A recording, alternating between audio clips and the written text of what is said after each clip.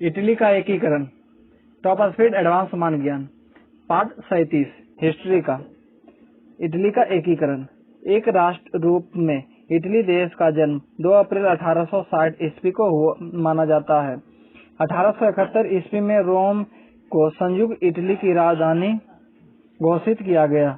19वीं शताब्दी की शुरुआत में इटली मात्र एक भौगोलिक अभिव्यक्ति था जो 13 विभिन्न राज्यों में बटा हुआ था। नेपोलियन को इटली का एकता का जन्मदाता माना जाता है। नेपोलियन को इटली में राष्ट्रवाद का जन्मदाता माना जाता है। नेपोलियन ने इटली पर विजय प्राप्त कर वहां गणतंत्र की स्थापना की। नेपोलियन ने इटली को 3 गणराज्यों में संगठित किया: सिसपाइन गणराज्य, ट्रांसपेडेन गणराज्य तथा लिगुलियन गणराज्य। मेरियट के अनुसार नेपोलियन वह प्रथम व्यक्ति था जिसने इटली को एकता प्रदान किया। जोसेफ मैजिनी को इटली का एकीकरण का जनक माना जाता है। जोसेफ मैजिनी का जन्म जेनेवा, ऑस्ट्रिया में हुआ था। मैजिनी ने 1831 ईस्वी में यंग इटली नामक संस्था की स्थापना की थी। यंग इटली संस्था ने इटली के एकीकरण में सर्वाधिक महत्वपूर्ण भूमिका योगदान दिया। जोसेफ मैजिनी ने कहा था, यदि समाज में क्रांति लाना हो तो क्रांति का नेतृत्व नवयुवकों को हाथ में सौंप दो।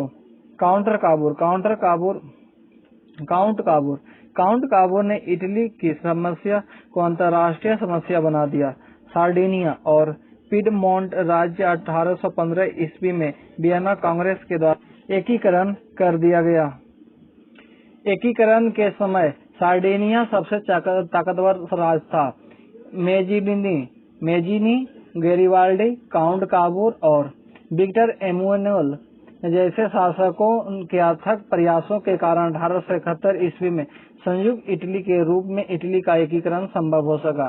इटली के एकीकरण में राष्ट्रवादी चेतना के प्रसार का कारण सर्वोपरि था। सार्डिनिया पिडमाउंट का शासक था। चार्ल्स एडवर्ड अपने नेतृत्व में इटली के सभी प्रांतों का विलय करना चाहता था। सार्डिनिया पिडमाउंट के नए शासक विक्टर एमुनुएल ने अपने पूर्व शासक की इच्छा को मूर्त रूप देने का अथक प्रयास किया। विक्टर एमुनुएल ने अपनी इटली एकीकरण योजना को मूर्त रूप देने के लिए योग्य व समर्थ काउंट काबूर को प्रधानमंत्री नियुक्त किया। काउंट काबूर ने इटली की समस्या को अंतर्राष्ट्रीय समस्या के रूप में पेश कर दिया। उसने फ्रांस से इस दिशा में मदद पाने के लिए क्रीमिया युद्ध 1853-54 में फ्रांस का साथ दिया। काउंट काबूर को इटली का बिस्मार्क कहा गया। गैरिबाल्डी एक महान क्रांतिकारी था। गैरिबाल्डी को इटली के एकीकरण की तलवार कहा जाता था। गैरिबाल्डी ने लाल कुर्ती नामक एक सेना का संगठन किया था। गिवर्टी ने कार्बोनरी सोसाइटी की स्थापना की थी। कार्बोनरी यानी गुप्त समितियां का उद्देश्य निरंकुश सत्ता को उखाड़ फेंकना और राष्ट्रीयता की भावना का प्रसार करना था। 1871 ईस्वी में काउंट काबूर ने इटली का एकीकरण पूरा किया। 1871 ईस्वी में रोम का भी इटली में विलय हो गया और रोम संयुक्त इटली की राजधानी बना। इटली के एकीकरण में मैजिनी को पैगंबर कहा जाता है। इटली के एकीकरण में मैजिनी को पैगंबर कहा जाता है। जर्मनी का एकीकरण। 19वीं शताब्दी में जर्मनी का एकीकरण विश्व इतिहास की महत्वपूर्ण घटना है। कई राज्यों में बटे जर्मनी के एकीकरण की पृष्ठभूमि में नेपोलियन का योगदान भी महत्वपूर्ण रहा। नेपोलियन को जर्मनी में राष्ट्रीयता का जन्मदाता माना जाता है। फ्रेडरिक लिस्ट को जर्मनी के आर्थिक राष्ट्रवाद का जनक माना जाता है। जर्मनी के विभिन्न राज्यों में पर्सा सर्वाधिक शक्तिशाली राज्य था। बिस्मार्क पर्सा का चांसलर था। वह जर्मनी का एकीकरण पर्सा के नेतृत्व में चाहता था। बिस्मार्क हीगेल के विचारों से प्रभावित था। बिस्मार्क विलियम प्रथम का प्रधानमंत्री था। बिस्मार्क का जन्म 1 अप्रैल 1815 ईस्वी में ब्रेडनबर्ग में हुआ था। विलियम प्रथम ने बिस्मार्क को बाजीगर कहा था। जर्मनी के एकीकरण के लिए बिस्मार्क ने रक्त और लौह की नीति का पालन किया। बिस्मार्क को गुप्त संधियों की प्रणाली का जनक कहा जाता था। बिस्मार्क 23 दिसंबर 1862 ईस्वी में पर्सा का चांसलर यानी प्रधानमंत्री बना। बिस्मार्क के ही प्रयासों से विलियम प्रथम को जर्मन संघ के सम्राट का ताज 8 फरवरी 1871 ईस्वी को पहनाया गया। विलियम प्रथम का राज्याभिषेक बिस्मार्क के वायसराय के राजमहल में किया गया। विलियम प्रथम के शासनकाल में पर्सा का रक्षा मंत्री वान रून था। विलियम प्रथम का सेनापति वान माल्टेक था। जर्मनी की राष्ट्रीय सभा को डायट कहा जाता था। डायट की बैठकें फ्रैंकफर्ट में आयोजित होती थी। फ्रैंकफर्ट संविधान सभा का गठन मई 1848 ईस्वी में किया गया। जर्मन के एकीकरण के उद्देश्य से शिक्षकों एवं विद्यार्थियों ने बुसेन सोसेप्ट नामक सभा स्थापित की थी। वाइमर राज्य का येना विश्वविद्यालय जर्मन के राष्ट्रीय आंदोलन का केंद्र बिंदु था। 1875 ईस्वी से 1850 ईस्वी तक जर्मन साम्राज्य पर ऑस्ट्रिया का अधिकार यानी शासन था। उस समय ऑस्ट्रिया का चांसलर मेटरनिख था। राकेल लसर बोमर आदि दार्शनिकों ने जर्मनी के एकीकरण में महत्वपूर्ण भूमिका निभाई थी। 1866 ईस्वी में सेरेजोवा के युद्ध में पर्सा ने ऑस्ट्रिया को हरा दिया, जिससे जर्मन एकीकरण का 2/3 कार्य संपूर्ण हो गया। 23 अगस्त 1866 ईस्वी में प्राग संधि के तहत ऑस्ट्रिया जर्मन संघ में शामिल हो गया। अब जर्मन एकीकरण का सबसे बड़ा खतरा फ्रांस था। बिस्मार्क को सर्वाधिक भय फ्रांस से था। 15 जुलाई 1870 ईस्वी को फ्रांस एवं पर्सा के बीच सेडान का युद्ध हुआ, जिससे फ्रांसीसियों की हार हुई। 15 जुलाई 1870 ईस्वी को फ्रांस एवं पर्सा के बीच सेडान का युद्ध हुआ, जिसमें फ्रांसीसियों की हार हुई और पर्सा जीत गया। 1 सितंबर 1870 ईस्वी को नेपोलियन तृतीय ने पर्सा के समक्ष आत्मसमर्पण कर दिया। 10 मई 1871 ईस्वी को फ्रांस और पर्सा के बीच फ्रैंकफर्ट की संधि हुई। सूडान के युद्ध के बाद जर्मनी के एकीकरण का कार्य पूर्ण हो चुका था। 1871 ईस्वी में बिस्मार्क के नेतृत्व में जर्मनी के एकीकरण का कार्य पूर्ण हो चुका था। एकीकरण के बाद जर्मनी में फौरन गणतंत्र स्थापित नहीं हुआ, क्योंकि जनता का राजतंत्र पर भरोसा कायम था। लोगों को राजा पर भरोसा था कि उसके शासन में ही उनका हित सुरक्षित है। रूस की क्रांति 20वीं शताब्दी के इतिहास में रूस की क्रांति सर्वाधिक महत्वपूर्ण घटना मानी जाती है। फ्रांस की राज क्रांति के कारण लोकतंत्रवाद, राष्ट्रीयता और राजनीतिक समानता की भावना का प्रादुर्भाव हुआ, जबकि 1917 ईस्वी की रूसी क्रांति उससे भी एकदम आगे बढ़ गई। 1917 ईस्वी की रूसी क्रांति के फलस्वरूप संसार में एक नई विचारधारा साम्यवाद का जन्म हुआ। 1917 ईस्वी की रूसी क्रांति के फलस्वरूप सर्वप्रथम विश्व में सर्वहारा वर्ग की सत्ता स्वीकृत हुई। क्रांति अकस्मात नहीं होती, इसके अनेक कारण होते हैं। बहुत पहले से इसकी पृष्ठभूमि तैयार होती है। जब जनता का कष्ट असहनीय हो जाता है तो विद्रोह हो जाता है, और विद्रोह सामूहिक लक्ष्य के लिए हो तो क्रांति हो जाती है। वर्षों से रूस में वे सभी कारण मौजूद थे जो क्रांति में सहायक होते हैं। 1904-05 में एशिया के एक छोटे से देश जापान ने यूरोप के एक विशाल देश रूस को हरा दिया। इस बात का फायदा रूस के क्रांतिकारियों ने उठाया। 1905 ईस्वी में रूस में जारशाही की निरंकुशता के खिलाफ विद्रोह हो चुका था। इसे 1917 ईस्वी की रूसी क्रांति का पूर्वाभास माना जाता है।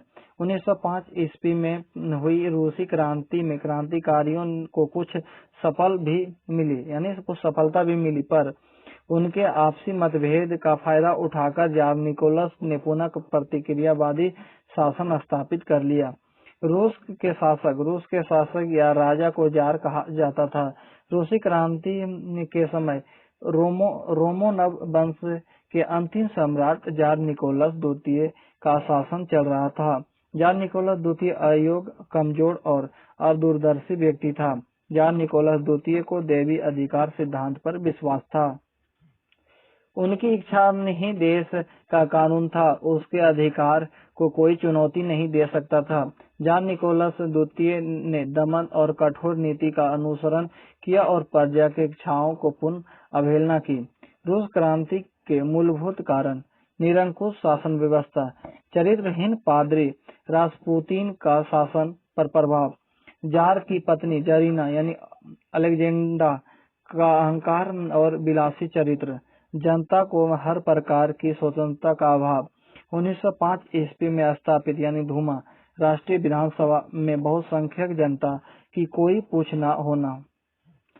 गैर रूसी जातियों का विद्रोह और विरोध, जार की असफल विदेश नीति, कुलीन वर्ग का जनता पर अत्याचार, किसानों की दयनीय अवस्था, मजदूरों के शोषण से उत्पन्न असंतोष, किसान तथा मजदूरों का विद्रोह, पराधीन जातियों का विद्रोह, मध्यम वर्ग का उदय, बेकारी की समस्या, खदान संकट, भूमि व औद्योगिकरण की समस्या, घोर आर्थिक अभाव।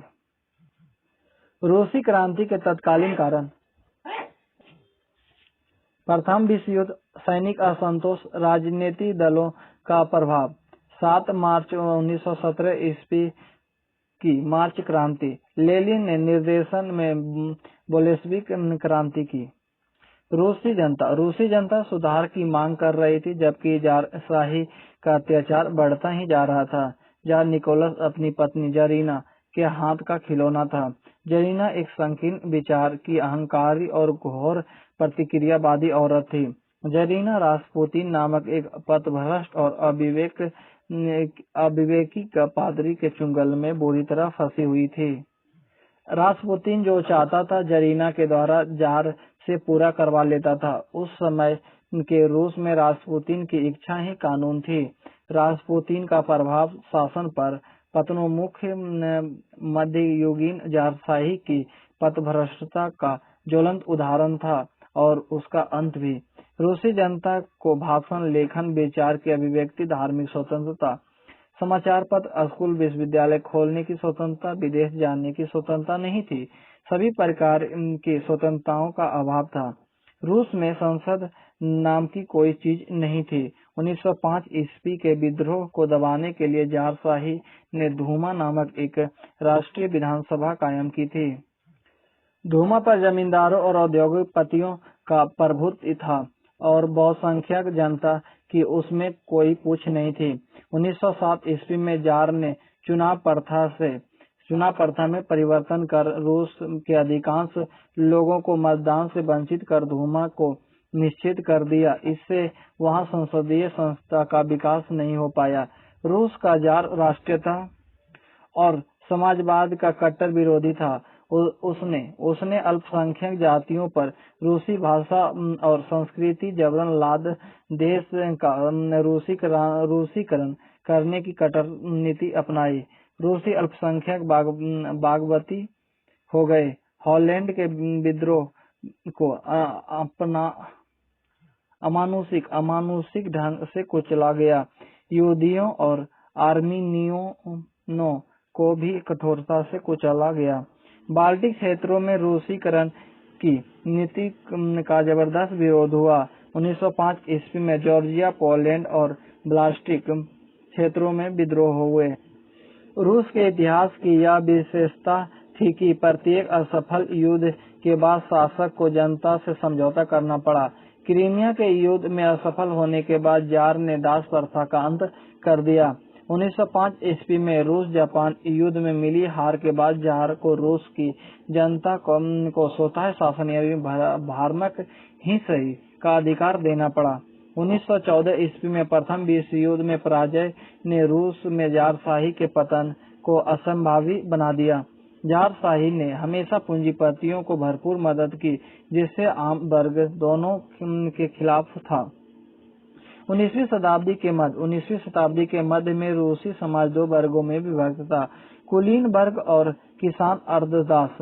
19वीं शताब्दी के उत्तरार्ध में रूस में औद्योगिक क्रांति ने एक तीसरे वर्ग यानी मध्यम वर्ग का उदय किया। हर प्रकार की सुविधाओं से लेस रूस के कुलीन वर्ग के कब्जे में रूस की लगभग सारी जमीन थी। वह जमींदार थे, वहीं ऊंचे सरकारी पदों पर और सेनानायक होते थे। वे जनता को गुलाम समझकर उन पर घोर अत्याचार करते थे, जिससे उनके खिलाफ जगह जगह विद्रोह होने लगे। 1861 ईस्वी में जार अलेक्जेंडर द्वितीय ने कृषक दासों की मुक्ति की घोषणा की, पर कृषक दासों से संबद्ध नियम देश में लागू न हो पाया। उल्टे जमींदारों ने किसानों पर घोर अत्याचार कर उन्हें विद्रोही बना दिया। 1906 ईस्वी में प्रत्येक किसान को भूमि का अधिकार मिला, पर उनकी समस्या जस का तस बनी रही। किसान जमीन का बंटवारा फिर से चाहते थे, पर सरकार ने उनकी मांग ठुकरा दी। इससे किसान का विद्रोह असभ्य अवश्य भी हो गया।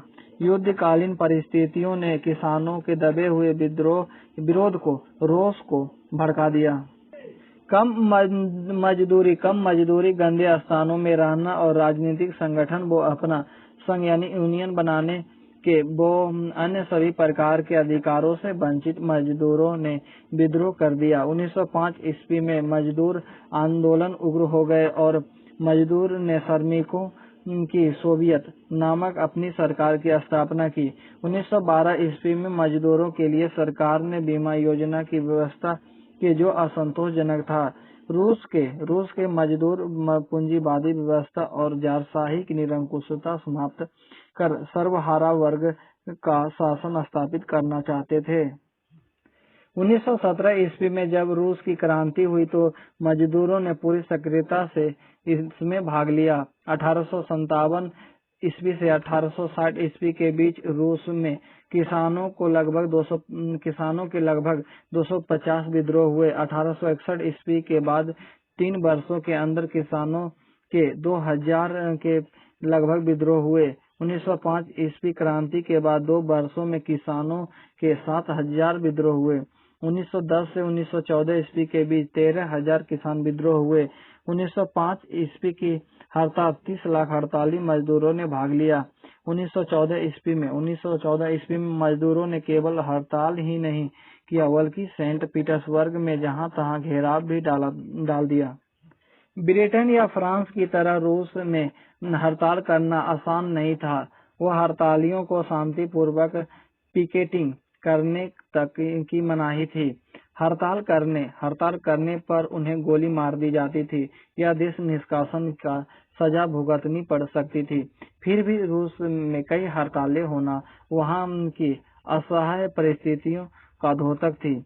1833 ईस्वी से 1916 ईस्वी तक रूसी साम्राज्य का इतिहास पराधीन जातियों के बढ़ते विद्रोह का साक्षी रहा। 1863 ईस्वी में पोलैंड ने जार के खिलाफ विद्रोह किया। 1905 ईस्वी में बाल्टिक प्रांतों, पोलैंड और जॉर्जिया के किसानों और मजदूरों ने जार की सत्ता के विरुद्ध विद्रोह किया। इन लगातार विद्रोहों ने रूसी जनता में तीव्र आत्मबल उत्पन्न किया, जिससे 1917 ईस्वी में क्रांति का मार्ग प्रशस्त हुआ। सरकार औद्योगिकरण को प्रोत्साहित नहीं करती थी, जिससे लाखों लोग बेकार थे और इससे मध्यम वर्ग भी जारशाही के खिलाफ रोष में उबल रहा था।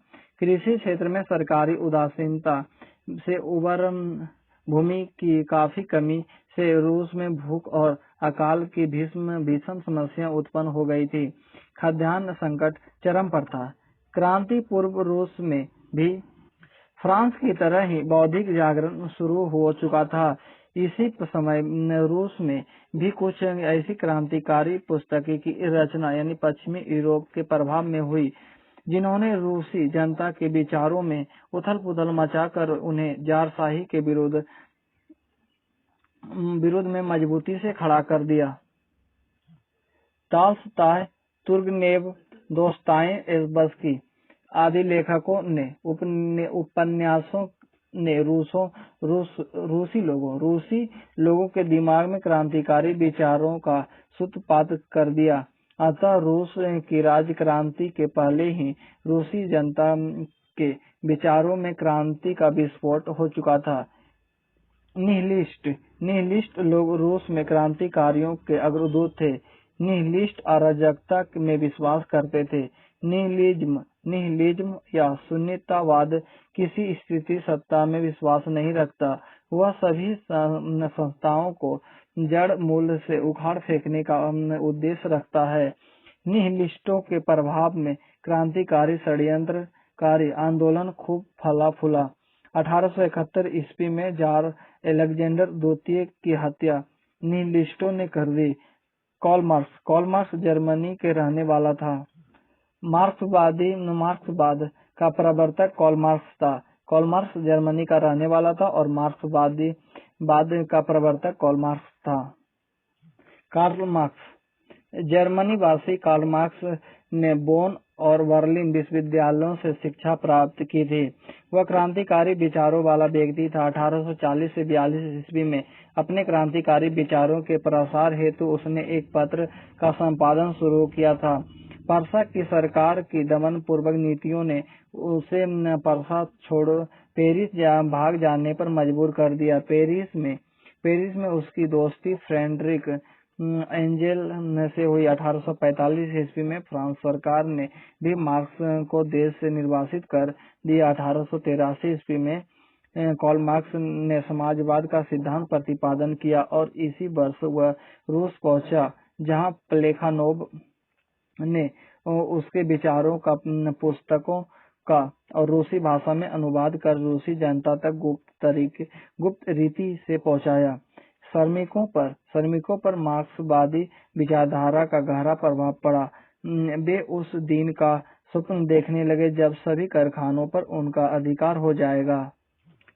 इस तरह से मार्क्सवादी विचारधारा से प्रभावित मजदूर का संगठन होना रूसी क्रांति का एक महान कारण साबित हुआ। 1848 ईस्वी में कार्ल मार्क्स का प्रसिद्ध साम्यवादी घोषणा पत्र प्रकाशित हुआ। दास कैपिटल पुस्तक का लेखक कार्ल मार्क्स था। कार्ल मार्क्स के साम्यवादी घोषणा पत्र कम्युनिस्ट मैनिफेस्टो का साम्यवादी का धर्म ग्रंथ माना जाता है। समाजवाद शब्द का सर्वप्रथम प्रयोग वेल्स निवासी रॉबर्ट ओवेन ने किया था। रॉबर्ट ओवेन को आदर्शवादी समाज का प्रवर्तक माना जाता है। कार्ल मार्क्स को वैज्ञानिक समाजवाद का संस्थापक माना जाता है। फ्रेडरिक एंजेल्स आजीवन मार्क्स का मित्र बना रहा। मार्क्स ने बताया कि अब तक का विश्व इतिहास वर्ग संघर्ष का इतिहास रहा। समाज में दो ही वर्ग हैं, शोषक वर्ग और शोषित वर्ग। पूंजीपति हमेशा मजदूरों को शोषण करते रहे हैं। उसने मजदूरों को सामाजिक क्रांति का पाठ पढ़ाया। कार्ल मार्क्स का प्रसिद्ध नारा था, दुनिया के मजदूर एक हो जाओ, तुम्हारे पास खोने के लिए अभावों और कष्टों के अलावा और कुछ नहीं है। खूनी रविवार 22 जनवरी 1905 ईस्वी को लोग शांतिपूर्वक राजमहल के पास पहुंच गए थे। जार ने निहत्थे लोगों पर गोली चलाने की आज्ञा दे दी। सैकड़ों लोग मारे गए। यह दिन रूस के इतिहास में खूनी रविवार के नाम से प्रसिद्ध है। प्रथम विश्व युद्ध में रूस की हार रूसी क्रांति 1917 से 21 का तत्कालीन कारण बना। रूसी क्रांति का तत्कालीन कारण प्रथम विश्व युद्ध। अगस्त 1914 ईस्वी में मित्र राष्ट्रों की ओर से रूस ने प्रथम विश्व युद्ध में भाग लिया था। रूस की सेना 1,50,00,000 थी। जर्मनी के विरुद्ध रूस की सेना पराजित होने लगी। रूसी जनता अपने देश की पराजय को स्वीकार नहीं कर सकी। वह सरकार के विरुद्ध आंदोलित हो गई। उधर देश में बड़ी संख्या में लोगों के सेना में भर्ती होने से खेती उत्पादन चौपट हो गया। रोजमर्रा की चीजें बहुत महंगी हो गई। युद्ध हेतु आर्थिक दबाव में सरकार ने कर बढ़ाया तो क्रांति हो गई। रूस की जनता सेना की पराजय को राष्ट्रीय अपमान समझती थी। निरंकुश तंत्र की प्रतिष्ठा किसान, मजदूर, सेना, मध्यम वर्ग हर तबके में समाप्त हो चुकी थी। रूस की दयनीय आर्थिक स्थिति की खबर जब सैनिकों को मिली तो वे आंदोलित हो गए। रूसी सैनिकों ने युद्ध नीति का खुलकर विरोध किया और अयोग्य सेनानायकों को दंड देने की मांग करने लगे। रूसी सेना का जारशाही से असंतुष्ट होना क्रांति का बिगुल बज जाने की तरह था। मार्च क्रांति 7 मार्च 1917 को भूखे मजदूर ने रोटी दो का नारा लगाते हुए पेट्रोग्राद की सड़कों पर जुलूस निकाला। सरकार ने सेना को भीड़ पर गोली चलाने का आदेश दिया, पर सेना ने आदेश मानने से इनकार कर दिया। 8 मार्च 1917 ईस्वी को पेट्रोग्राद के कपड़े के कारखानों की मजदूर स्त्रियों ने रोटी की मांग के साथ हड़ताल किया। रोटी की मांग के साथ मजदूरों ने युद्ध बंद करो और अत्याचारी शासन का नाश हो आदि नारे लगाए। 19 मार्च 1917 ईस्वी को आम हड़ताल हो गई और क्रांति का माहौल तमाम जगहों पर व्याप्त हो गया। 21 मार्च 1917 ईस्वी को जार ने पेट्रोग्राद के हड़तालियों को काम पर वापस जाने का आदेश दिया और संवैधानिक संस्था यानी धूमा को बर्खास्त कर दिया। धूमा ने भंग होने से इनकार कर दिया तथा पेट्रोग्राद की सोवियत से समझौते कर 24 मार्च 1917 ईस्वी को उदारवादी नेता लबाब ने नेतृत्व में एक अस्थायी सरकार बना ली। क्रांतिपूर्ण जारशाही खत्म। अस्थायी सरकार की घोषणा होने पर जार ने सियासन का त्याग कर दिया। इस प्रकार जारशाही का अंत हो गया और रूस में क्रांति पूरी हो गई। रूस में अस्थायी सरकार। रूस में मार्च 1917 ईस्वी में बनी अस्थायी सरकार का स्वरूप बुर्जुआ था। इसमें भूमिपति, पूंजीपति, उद्योगपति और नौकरशाही वर्ग के प्रतिनिधित्व थे। अस्थायी सरकार ने यद्यपि कई सुधारवादी कार्य किए, पर क्रांतिकारी आंदोलन का केंद्र काउंसिल चाहती थी जिनकी जमींदारों की जागीर बिना मुआवजा के दिए ही किसानों में बांट दी जाए, उद्योगों का राष्ट्रीयकरण हो और युद्ध समाप्त कर दिया जाए। मार्च 1917 ईस्वी में संयुक्त मंत्रिमंडल बना जिसमें केरेंस्की युद्ध मंत्री बना, पर उसके द्वारा दिए गए उत्साह से भी सेना को सफलता नहीं मिली। युद्ध का विरोध बढ़ने लगा। पूरे देश में अराजकता पुनः छा गई। बोल्शेविक क्रांति। समाजवादी दलों में दो प्रमुख वर्ग थे। सामाजिक क्रांतिवादी जिनका प्रभाव किसानों पर था और सामाजिक प्रजातंत्रवादी जिसका प्रभाव मजदूरों पर था। समाजवादी प्रजातंत्रवादी दल में 1903 ईस्वी से ही मतभेद था, जिससे यह दल दो धड़ों में बढ़ गया, मेंशेविक और बोल्शेविक।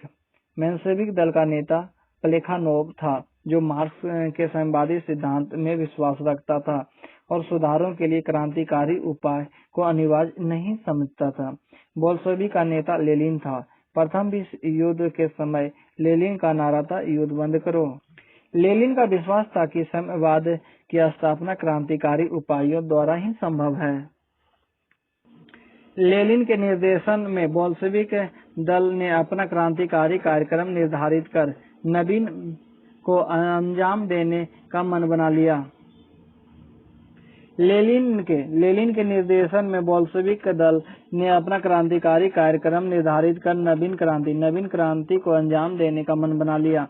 लेनिन के बोल्शेविक दल का कार्यक्रम युद्ध बंद करना तथा शांति की स्थापना, भूमिपतियों के बिना मुआवजा दिए उनकी भूमि छीनना, कारखानों पर मजदूरों का अधिकार दिलाना, उत्पादन और वितरण पर राष्ट्र का नियंत्रण करना, सरकारी एजेंसी के स्थान पर सैनिक, किसानों और मजदूरों की सोवियतों की स्थापना करना, पूंजीपतियों को राजनीतिक अधिकारों से वंचित करना।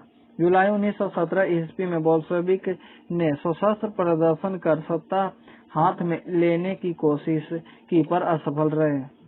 बोल्शेविक आंदोलन को गैर कानूनी घोषित कर कई नेताओं को गिरफ्तार किया गया। 7 नवंबर 1917 ईस्वी को लेनिन के नेतृत्व में बोल्शेविक के पेट्रोग्राद में रेलवे स्टेशन, सरकारी bank, telephone exchange, post office तथा अन्य सरकारी भवनों पर अधिकार कर लिया।